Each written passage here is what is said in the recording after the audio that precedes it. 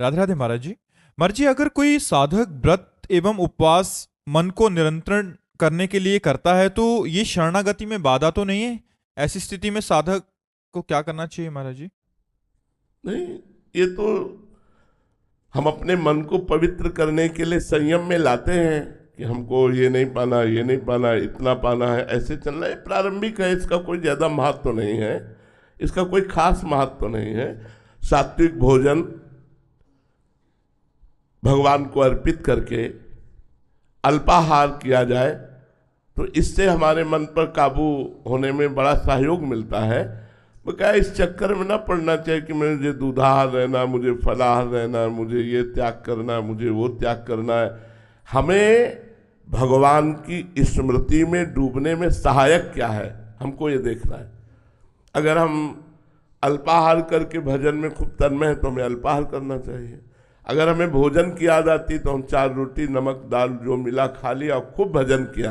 प्रधानता भजन की है, प्रधानता इस तरह के जो ये प्रारंभिक साधक करते हैं, करना भी चाहिए, लेकिन प्रधानता भजन की पुष्टता के लिए स्वल्पाहार और सात्विक भोजन, अब वो चाहे रोटी दाल हो, चाहे फल फूल हो, जो भी तुम्हें प्राप्त हो जाए।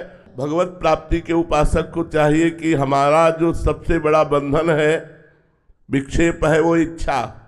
इसीलिए हमारे यहाँ माधुकरी वृत्ति संतों को और गृहस्थ को धर्म से कमाए हुए धन के द्वारा प्राप्त अन्न अल्पाहार कहा गया है। 4 रोटी की भूख है तो 2 रोटी खा लो और खूब भजन करो। भजन करने के लिए ज़्यादा ऐसा कोई व्यवहार, हमें ये ध्यान रखना, जीवन भर ध्यान रखना है। अब तो भगवान के विधान के अनुसार जैसा भगवान चलावे वैसा हो गया, महलों में रखे चाहे झोपड़ी में बांध दें।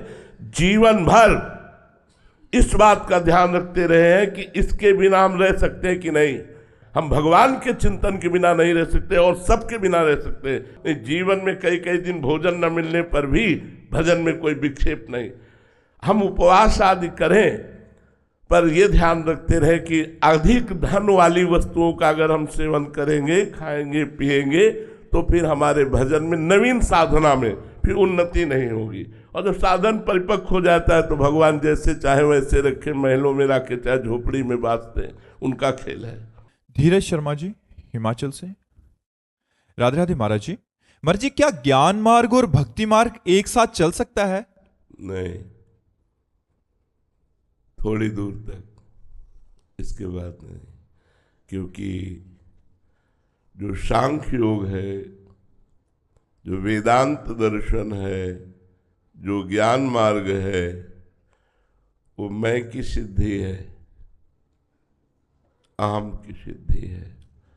अहम की परिपक्व अवस्था का नाम वेदांत दर्शन है। अहम ब्रह्मास्मि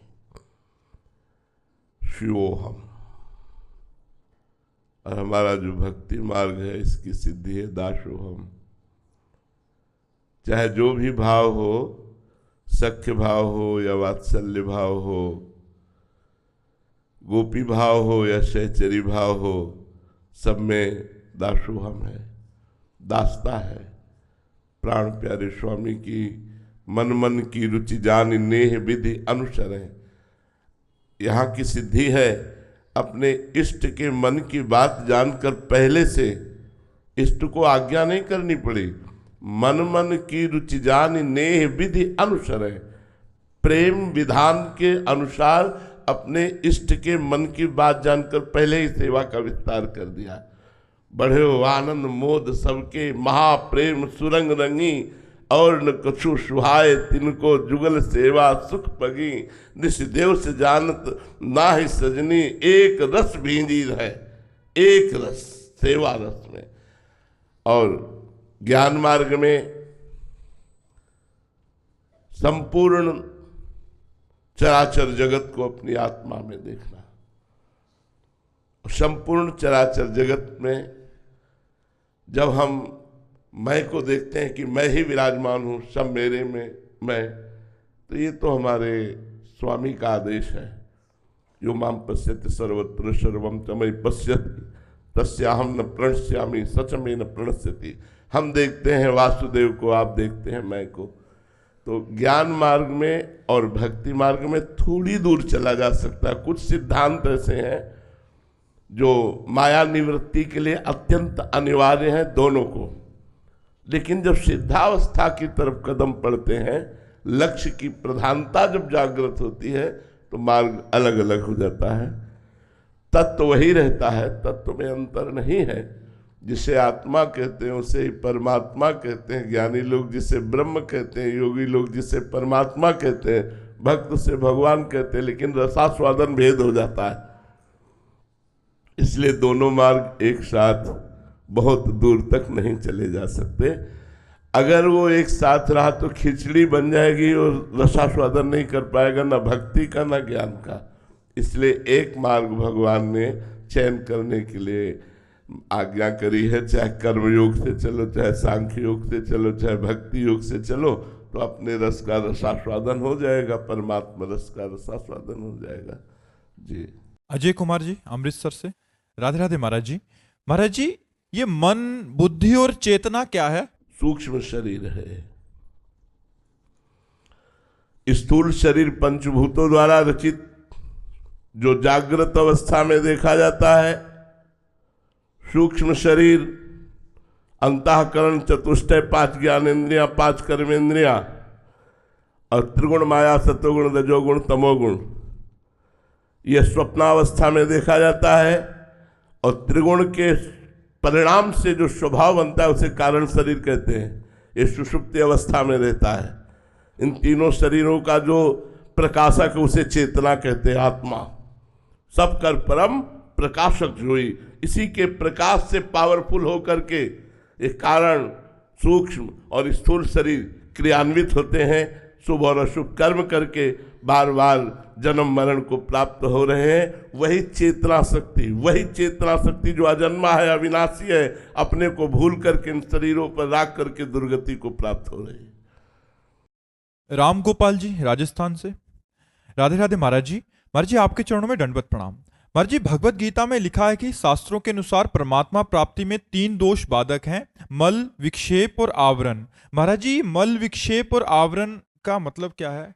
देखो, मल है दुर्वासना, जो बहुत जन्मों की दुर्वासना मम सदा परिकर्षयन्ति। विक्षेप है भोगाशक्ति, बार बार मन का भोगों में जाना। आवरण है अहंकार, जो देहाभिमान है, इस आवरण से युक्त होता है।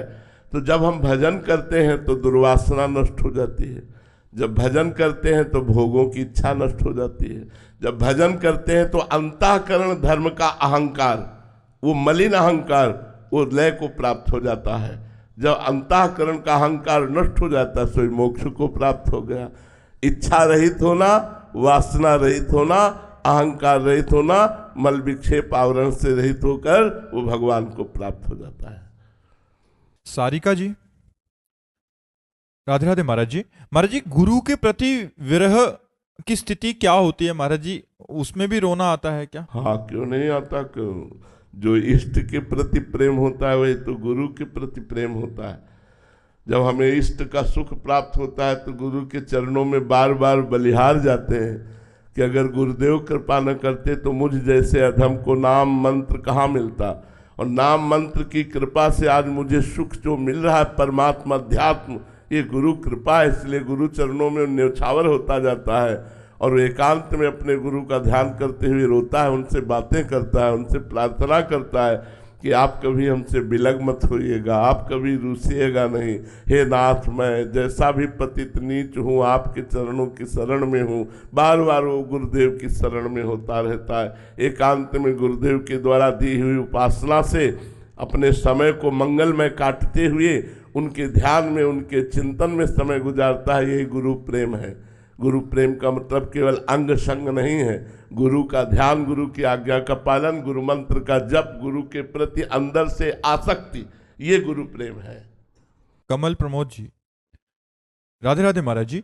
महाराज जी, चिंता किस प्रकार कम हो महाराज जी? चिंतन के द्वारा। यदि हम भगवत चिंतन करने लगे तो संसार की, देह की आवश्यकताओं की, नाना प्रकार के विषयों की चिंताएं अपने आप नष्ट हो जाएंगी। भगवान का चिंतन, हरि स्मृति सर्व विपद विमोक्षण, भगवान का स्मरण समस्त विपत्तियों का, समस्त चिंताओं का, समस्त शोकों का नाश कर देता है।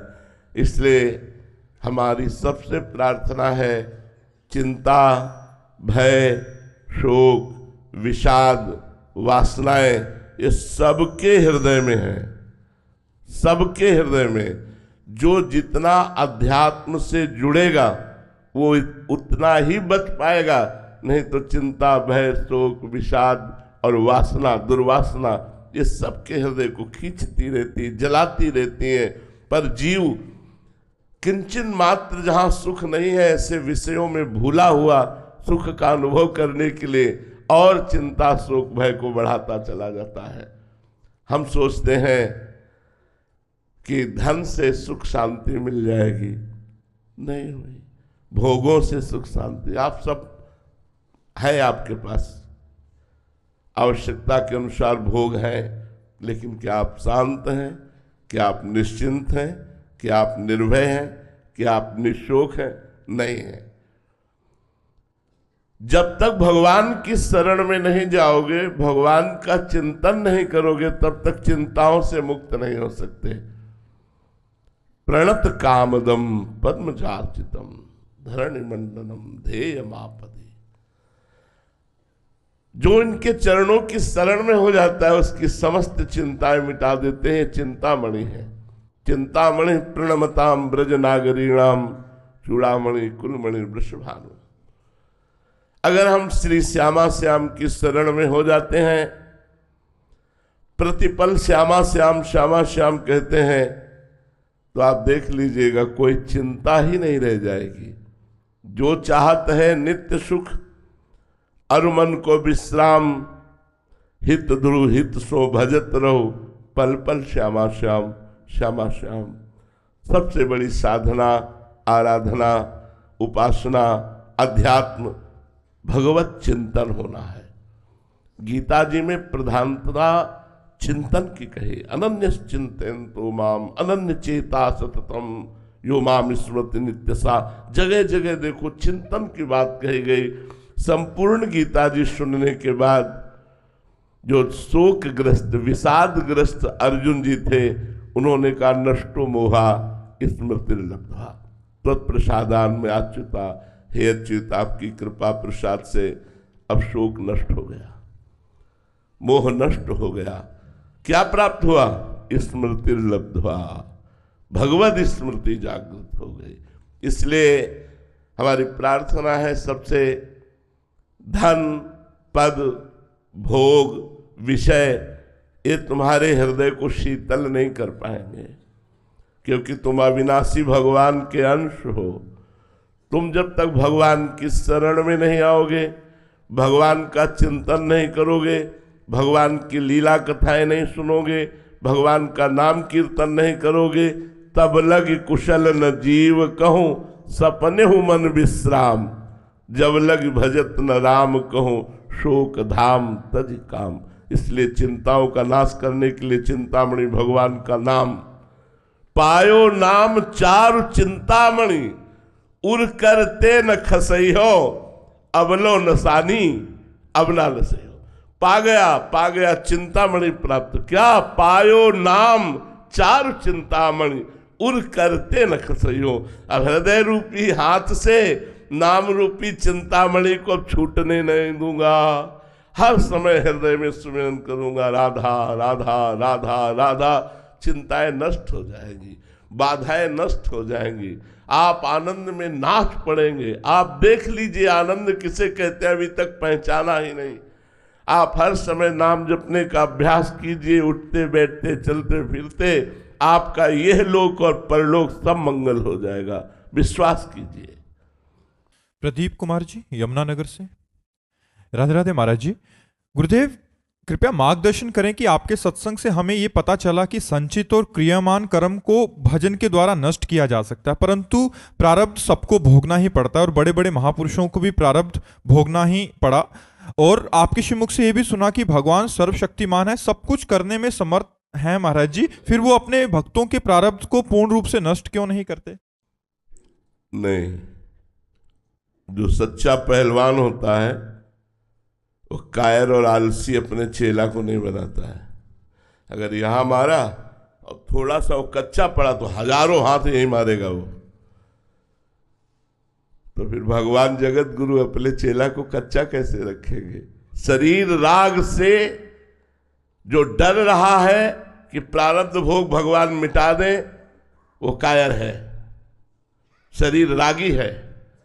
अरे देखो, हमारे भगवान सर्वशक्तिमान और परम कृपाल होते हुए अपने चेला पर आरा चलवा दिया, मूरत ध्वज पर, अपने शरणागत पर राग पर आरा चलवा दिया। पूरे देह को चीर कर 2 भागों में करो।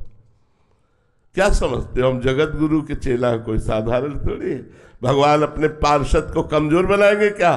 बड़ा सा बड़ा प्रारब्ध भोग भी ऐसे हंसते हुए मुस्कुरा करके जब आग में झोंका गया प्रहलाद जी को, जहर पिलाया गया प्रहलाद जी को, बड़े बड़े गजराजों से रौंदा गया प्रहलाद जी को, अस्त्र शस्त्रों का प्रहार किया गया, कृत्या उत्पन्न की गई, क्या क्या नहीं किया गया, लेकिन बाल भी बांका नहीं हुआ। तो हमारी छाती चौड़ी होती है कि मेरा स्वामी इतना कृपालु है, इतना मजबूत कर देता है अपने दास को कि प्रकृति का कोई भी वार उसका बाल बांका भी न कर पाए। सीम की चाप सके को तासु, बड़ रखवार रमापति जासु। भगवान अपने शिष्य को, अपने पार्षद को, अपने भक्त को कायर नहीं बनाते, कमजोर नहीं बनाते, विश्व को दिखा देते हैं कि देखो अगर जरूरत पड़ी तो मेरे लिए गर्दन कटाने में भी पीछे नहीं हटने वाले। इसलिए भगवान प्रारब्ध नहीं मिटाते, प्रारब्ध भोगने की सामर्थ्य देते हैं। भोगो और मेरा स्मरण करते हुए जगत के लिए उदाहरण बनो, जगत को दिखाओ कि हम भगवान के हैं और हर कष्ट सहकर भगवान के हैं। इसलिए बड़े बड़े महापुरुषों के शरीरों में भीषण पीड़ा दी गई। ये क्या है? भगवान परिपक्व करते हैं, भगवान मजबूत करते हैं अपने दासों को, देह भाव से रहित करके चिदान। तभी तो होता है ऐसा कैसे बोले? ऐसा इसलिए क्योंकि भगवान के दास हैं, क्योंकि भगवान के जन हैं। इसलिए सर्वाश्चर्य में भगवान की कृपा, भगवान की कृपा कमजोर नहीं करती। जी प्रतिकूलता दे के विशेष भजन में रुचि करवाते हैं। बिल्कुल, प्रतिकूलता ही भगवान के साक्षात्कार का योग प्रदान करती है। जब गजेंद्र ने देखा परिवार के सब लोग भाग गए, हाथी हाथिनियां सब छोड़ के चले गए, शरीर का बल भी हार गया, तब उसे याद आई भगवान की, हृदय से पुकारा हरि, 1 सेकेंड में ग्रास से मुक्ति मिल गई। जब द्रौपदी जी ने देखा पांचों पति गर्दन झुकाए हैं, भीष्मादि मौन धारण किए हैं, भुजाओं का बल थकित हो गया, 10,000 हाथियों का बल रखने वाला दुशासन बलवान खींच रहा है, जब देखा अपनी दांतों से भी साड़ी छूट जाएगी, गोविंद उसी क्षण वस्त्रावतार भगवान का हो गया। तो प्रतिकूलता योग प्रदान करती है भगवान के मिलन की। महाराज क्या सभी साधकों के जीवन में आएगी ये कि उसको शरणागत होना ही पड़ेगा प्रभु के चरणों में, या अलग भी स्थितियां हैं? अब ये वैद्य जाने की कौन सी दवा किस मरीज को देनी है। ऐसा तो नहीं कि बुखार में एक ही दवा सबको चलती हो, एक ही डोज सबको दिया जाता हो। एक ही प्रकार का बुखार नहीं होता, कई प्रकार का बुखार होता है, तो कई प्रकार की दवाएं भी होती हैं। अब जैसे अम्बरीश जी हैं, स्वस्थ शरीर है, चक्रवर्ती सम्राट हैं, सारा सुख वैभव है और भगवान के महान भक्त हैं। तो हम जैसे देहाभिमानियों को देह राग से मुक्त करने के लिए अशुभ प्रारब्ध को भगवा कर भगवान पवित्र करके और अपने दिव्य पार्षद रूप को दे करके बुला लेते हैं। ऐसा नहीं है कि सबको कष्ट मिलेगा, सबको प्रतिकूलता मिलेगी। डरो मत, डरो मत, ये सबके लिए नहीं है। भगवान बहुत करुणामय है, बहुत कृपा करते हैं, बहुत दुलार करते हैं। ये अपने पार्षदों से खेलते हैं, दूसरे की ताकत ही नहीं है, वो अपने पार्षदों से खेलते हैं, दूसरों से नहीं। डरो मत, ये दूसरों से खेल नहीं खेलते, ये अपने पार्षदों से खेलते हैं। मन आया तो भरी बाजार में पिटवा दिया, मन आया तो पूरे विश्व को झुकवा दिया, दोनों काम करते रहते हैं। ये अपने पार्षदों से खेलते, दूसरे से नहीं खेलते। इसलिए आप लोग डरो मत, आप लोगों के ऊपर ये खेल खेलने वाले नहीं है, ये खेल खेलते अपने निज पार्षदों से। इनका पार्षद बनने के लिए क्या करना पड़ेगा? हाँ, अब खास बात आई। प्राण न्यौछावर करने पड़ते हैं, सर्वस्व न्यौछावर करना पड़ता है, अपना शब्द केवल भगवान के लिए रखना पड़ता है। अपना शब्द, अपना कौन, तो ढूंढे, पूरे विश्व में कोई नहीं निकला, केवल भगवान निकले। मेरे तो गिरधर गोपाल, दूसरों न कोई। अब दूसरों में शरीर भी है, गिरधर गोपाल के सिवा मेरा कुछ नहीं है। ये प्रभु का शरीर है, चाहे तो अभी कटवा दे, चाहे तो इसे सड़वा दे, चाहे तो इसे पुजवावे, ये उनका है, मेरा नहीं है। सब कुछ समर्पित, तन मन प्राण सर्वस्व समर्पित, अपनापन केवल भगवान से। वो भगवान का निजी पार्षद है। कहा राम रन हतो पचारी, अंतिम श्वास तक भगवान के आदेश का पालन किया। जय विजय है और कोई नहीं है, रावण कुंभकर्ण। और भगवान के सामने भगवान को कट वचन कहते हुए भगवान पर अस्त्र शस्त्रों का प्रहार। ये तो विरोधी पक्ष में भीष्म जी, महाभागवत और कृष्ण चंद्रजू के शरीर में कितने बाण मारे, कितने अस्त्र मारे। क्यों? क्योंकि वो निजी पार्षद है। अगर कृष्ण की इच्छा है कि प्रहार करो तो चूकेंगे नहीं, एक सेकंड में उनकी आज्ञा का पालन करेंगे। मर्जी स्थिति नाम जप से आएगी या उनकी कृपा से ही आएगी? वैसे प्रधानता तो कृपा है, लेकिन सहयोगी नाम जप है। भगवत पार्षद, भगवत समर्पित।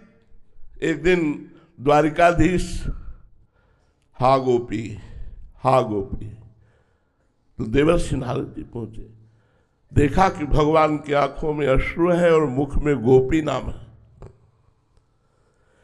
कहा प्रभु, एकांत में आप उसी का सुमिरन करते हैं जिसे बहुत प्यार करते हैं। आज मुझे पता चल गया आप गोपियों को बहुत प्यार करते हैं। क्या हम में से कोई ऐसा भक्त नहीं है जो कभी आपको एकांत में ऐसे याद आता हो? भगवान ने देवर्षि नारद जी से कहा कि हम इंतजार ही कर रहे थे कि आप आए और मैं अपनी पीड़ा बताऊं। आज मेरे उदर में बहुत पीड़ा हो रही। प्रभु, पीड़ा हो रही? हाँ। अगर किसी भक्त की चरण रज लेकर के मैं ऐसे लगा लूं तो पीड़ा समाप्त हो जाए। भक्त की चरण रज अभी लाता हूं प्रभु। अब जिस भक्त से कहें कि आप भगवान के भक्त हैं, अपनी चरण रज दे दो, भगवान के उदर में पीड़ा है, भगवान लगाए। भगवान नरक भेजोगे? भगवान के लिए हम चरण रज दें? अरे नारद जी, कैसी उल्टी बात करते हो। लेकिन जब ब्रज में आए और कहा गोपीजनों से कि भगवान के उदर में पीड़ा है, चरण रज, तो ऊपर की ओढ़नी उतार दी। सबने अपनी चरण रज झाड़ी, बोले जल्दी जाओ और उनसे कहो लगाओ, तुम्हारी पीड़ा दूर हो जाए। तो बोली तुम्हें पता है भगवान को चरण रज दे रहे, नरक जाओगी? अरे बोले हम कोटि कोटि नरक भोगे, मेरे प्रीतम का कष्ट दूर हो जाए। जब जाके बात कही तो भगवान के आंसू आ गए और कहा तुम भी तो भक्त थे, तुमने अपनी चरण रज दी क्या? क्योंकि तुमको एक, अरे भगवान को चरण रज कैसे, अपनी चरण रज नहीं, सर्वस्व भगवान। ऐसा समर्पण तो फिर मालिक और उसका खेल बराबर होता है। ये भगवान के पार्षदों का खेल है, साधारण का खेल नहीं है। ऐसा मत समझो कि बड़े बड़े, देखो उड़िया बाबा के गड़ा से चलवा दिए, 6-6 इंच गड़ा सा फव्वारा, ओम, और अंतर ध्यान हो गए। वो अपने पार्षदों के साथ जो तांडव खेलते हो, दूसरा थर्रा आ जाएगा, इसलिए घबराओ मत, तुम पार्षद नहीं हो। पार्षद बनने के लिए तैयारी थे, सब कोई कमांडो नहीं बन जाता। इसीलिए भगवान के पार्षद हैं संत जन, भक्त जन, जो सिद्ध पुरुष हैं, पार्षद हैं। हाँ, क्या क्या नहीं हुआ, आप भक्तों के चरित्र पढ़ करके देखिए। और भगवान उनके अधीन हो जाते हैं, उनके चरण दबाते हैं, उनकी आज्ञा का पालन करते हैं अपने भक्तों की। ऐसा प्यार कौन करने वाला है? अखिल ब्रह्मांडों का स्वामी हाथ जोड़े खड़ा रहता है अपने भक्तों के सामने। पग चापू और सेज बिछाऊं, नौकर बनूं हजाम, हाकू बैल बनो गडवारो, बिना तनख्वाह रथवान, यही तो मेरे मन में ठणी भगत मेरे मुकुटमणि।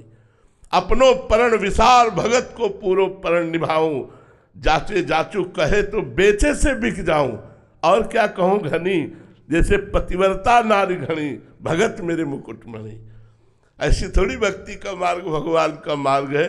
तो आप लोग मत डरे, इतनी भयानक प्रतिकूलता आपको नहीं देंगे। देखो गुरु अर्जुन देव जी को तप्त तवे पर जलते हुए बैठाल करके तप्त बालू डाली जा रही हो, क्या कह रहे? तेरा किया मीठा लागे। ये गुरु गोविंद सिंह के दोनों लाडलों को दीवार पे चुनाया जा रहा है, लेकिन आह नहीं निकल रही। ये है निज पार्षदों का खेल।